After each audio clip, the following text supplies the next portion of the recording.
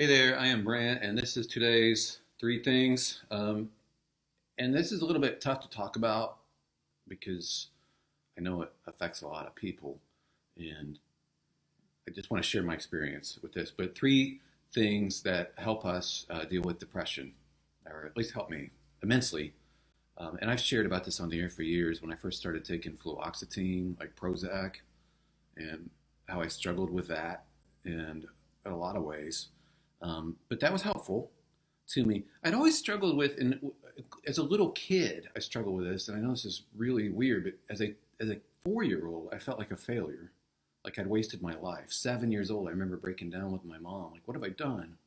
I'm a failure, and I've always had this thing playing in my head that tells me I'm a failure, and I know it's not true. So I appreciate the comments you may write that are like, Brett, you're not a failure. I know it's not true. I know, but there's knowing, and then there's the emotions that pop up, and the things that just your brain just fires the same way every time. And I've always struggled with that, and always struggled with depression. And here are three things that have helped me the most, I would say, with that. Number one is gratitude. And I mean this because a lot of people will be dismissive about, oh, I'm already grateful. Oh, I'm grateful. But let me tell you about my problems. Like, no, are you consistently, habitually grateful for specific things? And here's the reason this jumped out at me. I was at an event in Orlando several months ago, and a woman stood up to talk. She's a doctor, she's an ER doctor, and she had read a study and shared it with this group of business professionals. A study about gratitude and how it's actually more effective for depression symptoms than Prozac and antidepressants. And I'm dubious on that. I thought, I don't know. But she said she is too. She's skeptical by nature. And then she shared this with her ER doc friends. And she says you'd have a hard time finding a population, honestly, of people who are more jaded, more skeptical than ER people, especially the night shift ER docs. But they practiced this where they would write down, they put this to practice. They would write down, I think twice a day, if I'm not mistaken, a list of three or five things that they're really grateful for at that moment. And at night, they reported after a couple weeks, they slept better.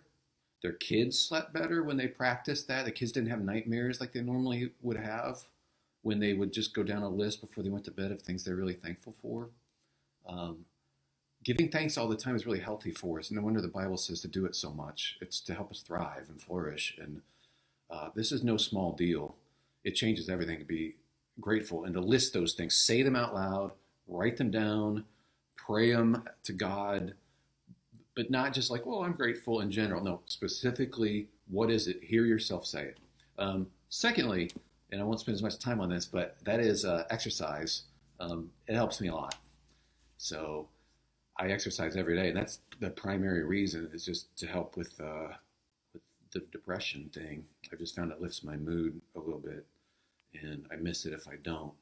And so my wife's been really helpful too to encourage me to do that, because otherwise I have inertia where I would just sit around. I have the ability to sit and do nothing for days.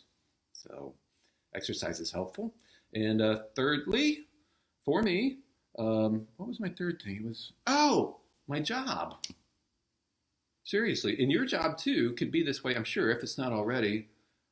I honestly, whether it works out this way on the air or not, but I honestly, every day, I ask God to please help me be a blessing to the listeners to my radio show or podcast. Like, help me say things that add value to their lives.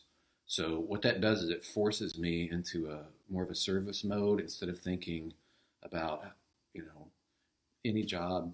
And this is immature, but like, am I significant enough? Do I get enough credit from everybody? Do I get enough attention? Are people, hey, do I get respect? Like, there's all that stuff in any job you have.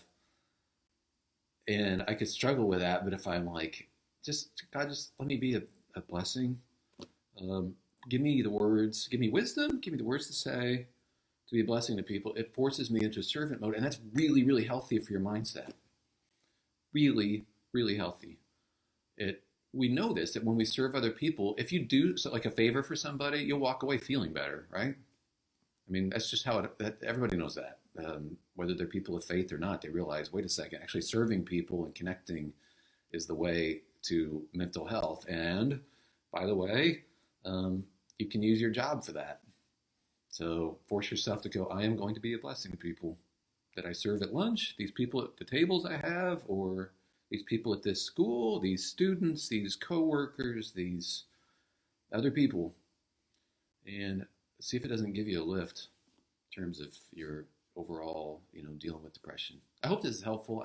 I'm just explaining stuff that I have found really helpful. One other thing, this is just a bonus. I know it's Brant's 3 things, but there is a 4th thing. And I think you can understand what it is. It's puppets. And how do you, Lloyd, do you deal with depression on your home planet? No. Look what I'm wearing. I mean, you can't wear this. And no, we don't. So yeah, puppets in my accordion, which is right down there by the trash. That's interesting. Why would my accordion be by the trash? Sherry?